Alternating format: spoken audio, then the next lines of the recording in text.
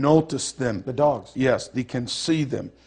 Also, one of the things that we know about the jinn in general, that they live on this earth. And Allah said that they will live in this earth, they will die in this earth, they will resurrect in this earth, and they will be judged on this earth. Also, we know that the jinn will be judged exactly like us. Some of them will go to heaven, some will go to hellfire. Those who did not worship God will go to hellfire. Also, we know that God sent them messengers and books through the history to guide them, exactly like the same thing He did to us as humans. One time the Prophet ﷺ saw a man sitting on in a position where half of his body in the shade and half his body in the sun. He said, this is how the shaitan like to sit. How the shaitan like to sit. One thing we know about their look, that the kafir among them, the disbelievers among them, they look so ugly. That's why Allah said, the trees of the hell, the fruit of it looks like the devils. Looks like the faces of the devil. Nobody saw the face of the devil, but humans by nature know it's ugly, know it's scary.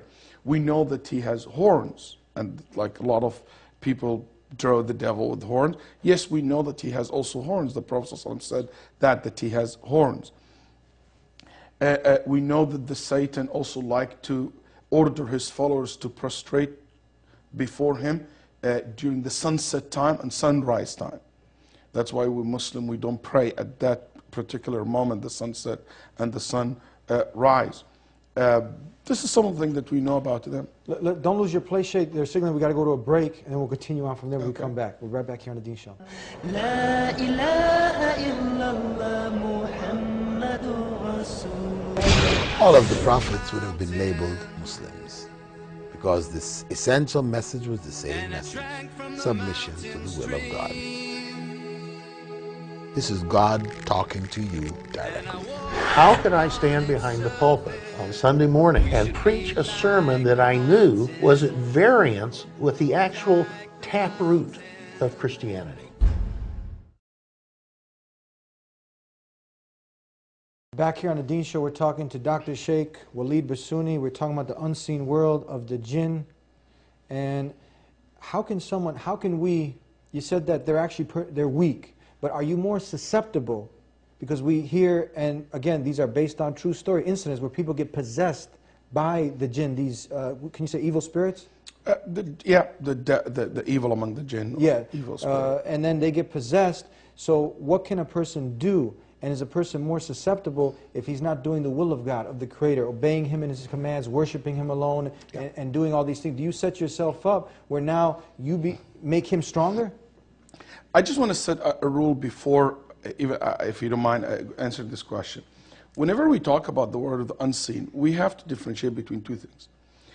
When it comes to the unseen in general, yes, there's a lot of things we can comprehend, yes, but it doesn't mean necessarily we can imagine. Yeah. And there's a big difference between imagining it and comprehending it. For example, I cannot imagine gravity. Yes. I cannot imagine infinity. I don't mean the car, the concept, okay? I cannot imagine so many things, but I still comprehend what it is, what it means. So the word of jinn, yes, sometimes you cannot imagine their existence and how they live and how they possess and how they do all this, but I can understand that, comprehend that. Yeah. So a lot of people, because they cannot imagine it, they cannot visualize it, they rush to deny it. And this doesn't make any sense. It doesn't make any sense. So I just want to make that distinction. I think this is a very important point, because you see that, As for, yes, they are weak. Sometimes they harm humans. Sometimes they possess them even. And basically, I would like to say that this is a very rare case. And it's not something even easy on them. That's basically because it's against the nature of their life.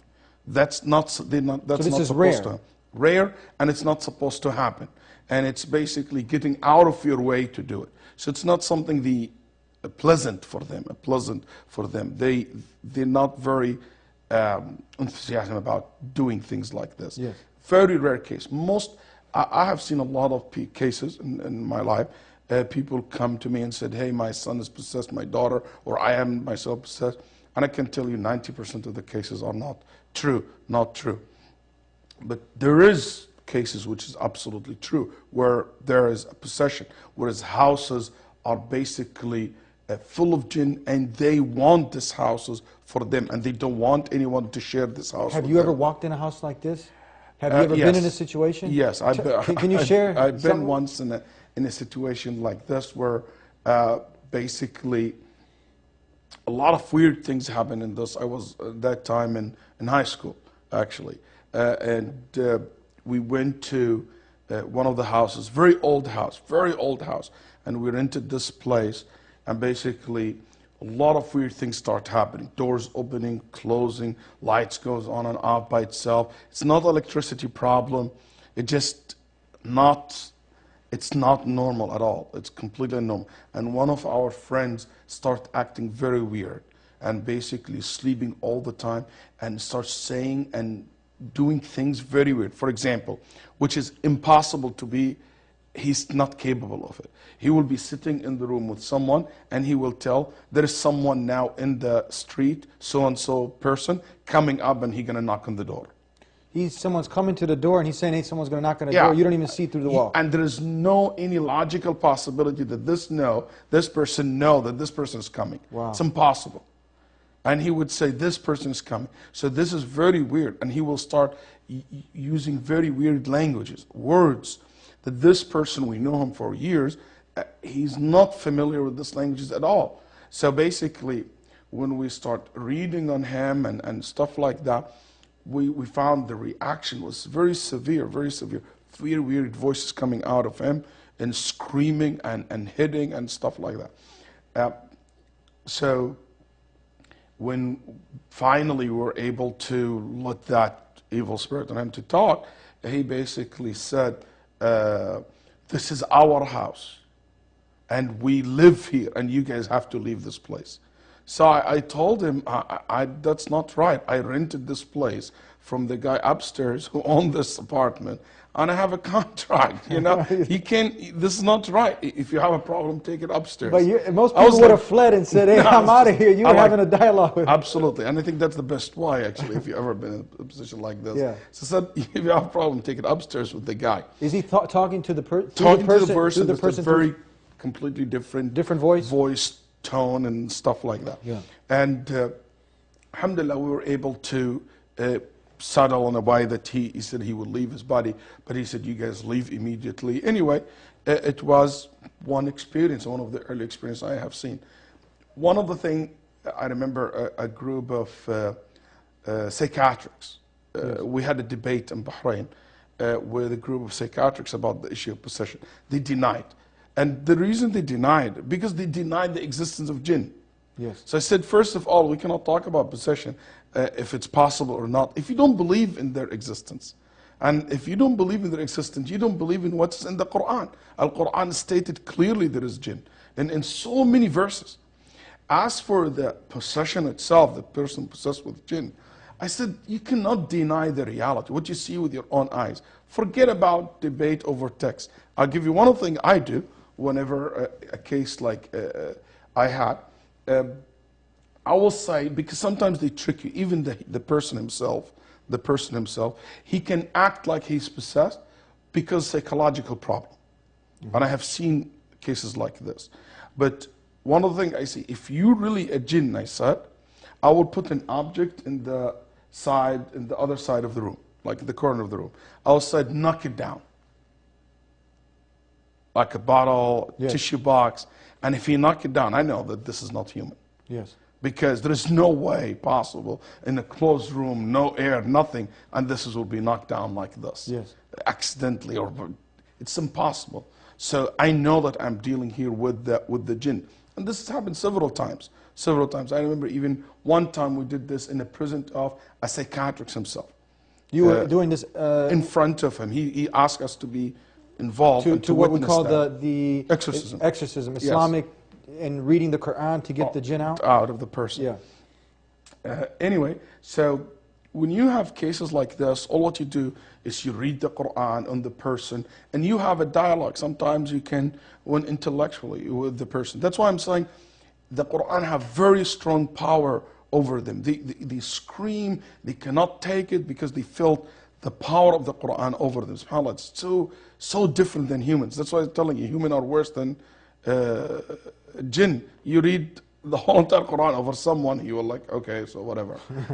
But the Jinn, you just start reading, Allahu la ilaha illahu al-hayyul qayyum. They will start screaming, cannot take it.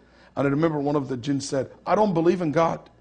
To me, he said, I don't believe in God. I said, you sure about that? He said, yes, I don't believe in it. I said, okay. Then I said, Allahu la ilaha. He screams. Then I will say some poetry in Arabic.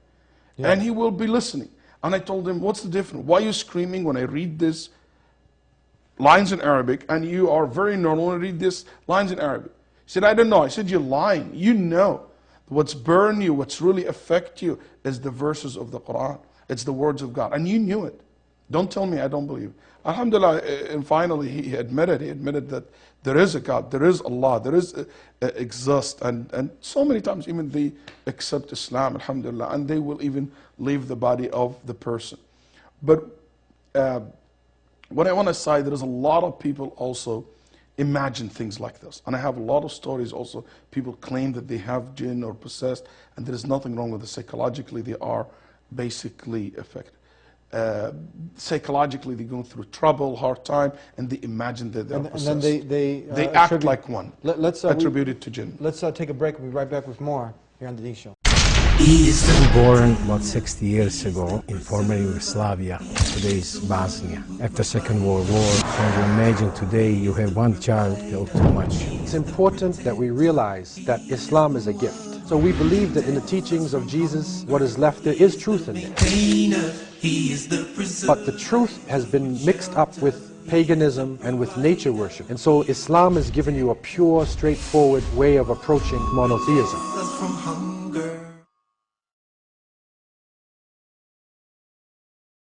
Back here on the Jinns Show, and we're talking about the Jinn, the unseen world of the Jinn, with Dr. Sheikh Walid Basuni. Tell us now, before we went to break, you said these are rare cases that a person will get possessed by the Jinn. But in cases that people do, and let's say they want to get some therapy, all right? Now, you'll hear weird things. People